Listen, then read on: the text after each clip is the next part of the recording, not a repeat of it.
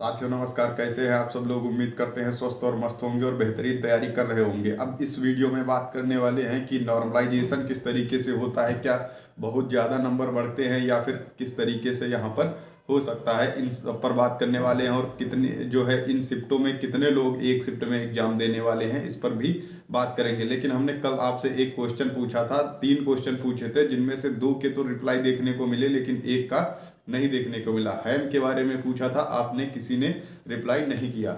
आज के जो क्वेश्चन है वो आप देख लीजिए, इनका रिप्लाई जरूर करिएगा। और ये क्वेश्चन हम जो बता रहे हैं इनसे रिलेटेड जरूर आप पढ़ लेना, संभवतः क्वेश्चन देखने को मिल जाए। जैसे कि एक है फैदम क्या है और एक फैदम में कितनी जो है लंबाई होती है, इसको आपको बताना है। जड़त्व आघूर्ण का विमीय सूत्र क्या होता है ये बताना है। टेलेक्स क्या है, TELEX, टेलेक्स क्या होता है। सितार, सितार किस ऊर्जा से किस ऊर्जा में जो है परिवर्तन होता है ये बताइएगा। और रेडियो की तीव्रता का स्तर क्या होता है, रेडियो जो घरों में आपके होते हैं उनकी तीव्रता का स्तर पूछा जा रहा है। और रडार, रडार का फुल फॉर्म क्या होता है, ये क्वेश्चन आपको बताने हैं नीचे कमेंट करके कि इनका जो है आंसर क्या होगा। क्योंकि जो आप एग्जाम दे रहे हैं उनमें संभवतः ऐसे ही क्वेश्चन देखने को मिल सकते हैं, तो आप हमें ये क्वेश्चन बताइएगा। अगर आपको आते हैं तो नीचे जरूर कमेंट कीजिएगा। उससे पहले बता दें, आपने अगर सब्सक्राइब नहीं किया है तो जरूर चैनल को कर लें, जिससे कि अधिक से अधिक बेहतरीन जानकारी आपको मिलती रहे। अब बात करते हैं नॉर्मलाइजेशन को लेकर। तो नॉर्मलाइजेशन जो होना है, जैसे कि आपने देखा होगा कि फार्मूला भी भर्ती बोर्ड की ओर से जारी कर दिया गया है। वो फार्मूला आप शायद समझने चलो तो समझ नहीं आएगा कि ये फार्मूला है क्या। ये पुरानी भर्तियों को देखते हुए बात करेंगे। जैसे कि 41,520 हुई भर्ती बोर्ड द्वारा कराई गई, 49,568 हुई जेल वार्डर फायरमैन की हुई। यही 3 भर्तियां हाल फिलहाल में कराई गई और SI की कराई गई। उसके पहले जो SI की कराई गई थी 17 में, उस पर भी बात करेंगे, क्योंकि वो और ये लगभग मैच करती जो है दिखेगी। तो बात करें कि पहले की 2017 की SI की बात कर लेते हैं। उसमें क्या था, सब्जेक्ट वाइज जो है नॉर्मलाइजेशन किया गया था। उसी को लेकर कोर्ट वगैरह में जो लोग पहले से जुड़े हैं वो उनको पता होगा कि हाँ ये ऐसा हुआ था।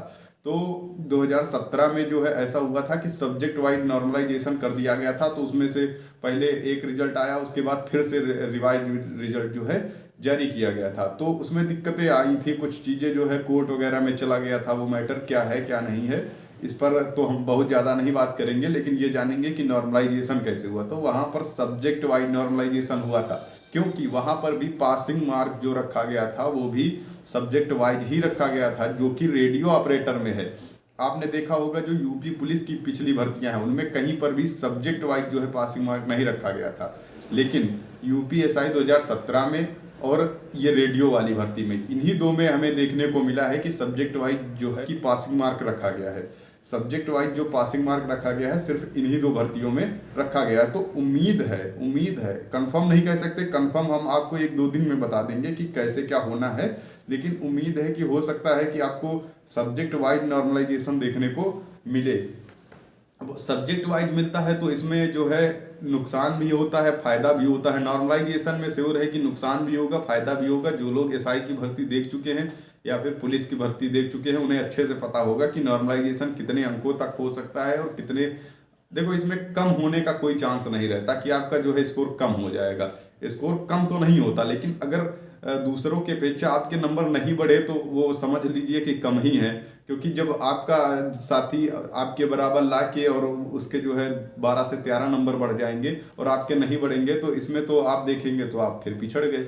इसलिए क्या एक्यूरेसी मैटर करेगी नॉर्मलाइजेशन पर, तो ये इस पर बात कर लेते हैं। तो एक्यूरेसी हाँ मैटर करती है संभवतः। देखो 41,520 और 49,000 जेल वाटर फायर में देखा जाए तो उसमें एक्यूरेसी के साथ, जिसके जैसे कि सेम शिफ्ट में सेम नंबर थे लेकिन उनके गलत कम थे तो उनके नंबर ज़्यादा मिले। उनका एक जो पिछली भर्तियां हैं उनमें नॉर्मलाइजेशन बहुत ही अच्छा देखने को मिला था। जैसे कि 41,000, उसकी तो बात ही करना जो है यहाँ पर सही नहीं होगा, क्योंकि उसका एक जो है एग्जाम दोबारा से कराया गया था तो उसमें नॉर्मलाइजेशन होना ही था, इसमें कोई बड़ी बात नहीं। लेकिन उसके बाद 49,000 में भी नॉर्मलाइजेशन अच्छा देखने को मिला। 300 मार्क जो है पूर्णांक रखा गया था, तो 300 में भी जो नॉर्मलाइजेशन देखने को मिला वो लगभग 15 से 20 नंबर का देखने को उसमें मिला था। और जेल और फायर में भी नॉर्मलाइजेशन लगभग इतने का ही देखने को मिला था।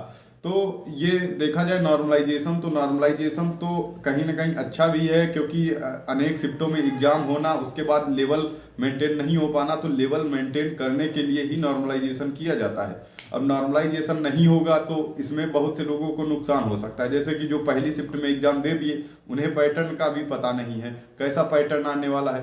तो जैसे ही जब पहली शिफ्ट वाले होंगे उनका स्कोर हो जाता है कम, जब पहला कम हो गया तो जो अगला होगा वो तो पैटर्न को भी देख लिया कि किस तरीके से एग्जाम आ रहा है और उसको पढ़ के चले गए, 8-10 क्वेश्चन ज़्यादा कर लिए। 8-10 क्वेश्चन का मतलब समझ रहे हो आप, 10 क्वेश्चन का मतलब सीधा सीधा 25 नंबर, 25 नंबर आप उससे ऑलरेडी ऊपर हो गए। तो नॉर्मलाइजेशन तो होगा ही होगा, नॉर्मलाइजेशन होना भी चाहिए, लेकिन ये कितना होता है किसके साथ, अब वो तो देखा जाए तो किस्मत की बात हो जाती है कि किसको फायदा हो जाता है किसको नुकसान हो जाता है। यही चीज़ें जो है यूपीएसआई में देखने को मिली। यूपीएसआई में किसी को अच्छा नॉर्मलाइजेशन मिल गया तो वो जो है सेलेक्ट हो गया, और किसी को कम मिला तो उसका नॉर्मलाइजेशन की कारण जो है सिलेक्शन नहीं हो पाया, फाइनल सिलेक्शन इस तरीके से वहाँ पर देखने को मिला है। तो ऐसी कोई बात नहीं है, भर्ती बोर्ड किसी के साथ देखो अन्याय तो करता नहीं है, जैसा होता है शिफ्ट के अनुसार देखता है कि किस तरीके से क्या करना है, नॉर्मलाइजेशन करना चाहिए नहीं करना चाहिए, इनको कितना मिलना चाहिए, वो सब उनकी बातें हैं। लेकिन हमें अपनी कोशिश करनी है कि हमें ज़्यादा से ज़्यादा स्कोर करना है। स्कोर अगर आपका अच्छा हो जाएगा तो नॉर्मलाइजेशन हो या ना हो कोई फर्क नहीं पड़ता। जैसे कि अब बात कर ले एक्यूरेसी की, तो एक्यूरेसी अब यहाँ पर मेंटेन करके मत रखिएगा। एक्यूरेसी अगर ये होता कि नेगेटिव मार्किंग 1/2 1/3 की है तब तो एक समझ आता है कि हाँ आपको देखना भी है कि ज़्यादा गलत नहीं करने, लेकिन यहाँ पर आप एक्यूरेसी लेकर बैठ गए तो फिर दिक्कत हो जाएगी। अब आप ये सोच लीजिए कि 10 क्वेश्चन आपने मान लो छोड़ दिए, जो है 160 में 10 आपने छोड़ दिए और 10 आप जिसने 10 कर दिए होंगे उसके 5-6 भी सही हो गए। 5-6 का मतलब 5 12.5 नंबर, अगर 5 भी सही हो गए तो 12.5 नंबर तो उसके ऐसे ही बढ़ गए, नॉर्मलाइजेशन हो ना हो क्या दिक्कत है। तो इसलिए आपको यही करना है कि यहाँ पर क्वेश्चन आपको छोड़ना नहीं है, छोड़िएगा मत। अगर आपको लग रहा है कि जो है 10-20% भी लग रहा है कि ये ऑप्शन हो सकता है तो बिल्कुल आप कर देना उसको। उसमें जो का लगाने में बिल्कुल भी कंजूसी नहीं करनी है, आराम से लगा देना, कोई दिक्कत नहीं है। यहाँ पर नॉर्मलाइजेशन जो होना होगा वो तो होगा ही, जैसा कि आपने यूपीएसआई में देखा है। तो नॉर्मलाइजेशन कोई अभी से बता नहीं सकते, बाकी उम्मीद है कि जो है सब्जेक्ट वाइज हो सकता है नॉर्मलाइजेशन, तो इस पर आपको कंफर्म बताएंगे। लेकिन अभी देखा जाए तो आप ये मान के चलें आपको तैयारी ज़्यादा करनी है और ज़्यादा से ज़्यादा नंबर लाने हैं। बाकी नॉर्मलाइजेशन के संबंध में हमने आपको बता ही दिया। और देखा जाए कि पर शिफ्ट में लगभग कितने कैंडिडेट बैठेंगे, तो पर शिफ्ट की बात करें तो लगभग 24,500 लोग जो है बैठने वाले हैं पर शिफ्ट में। तो आप लोग ये समझ लीजिए कि जो कंपटीशन है वो तो खैर बाद में पता चलेगा कि कितने लोग एग्जाम दिए हैं, उस तरीके से निकाला जाएगा।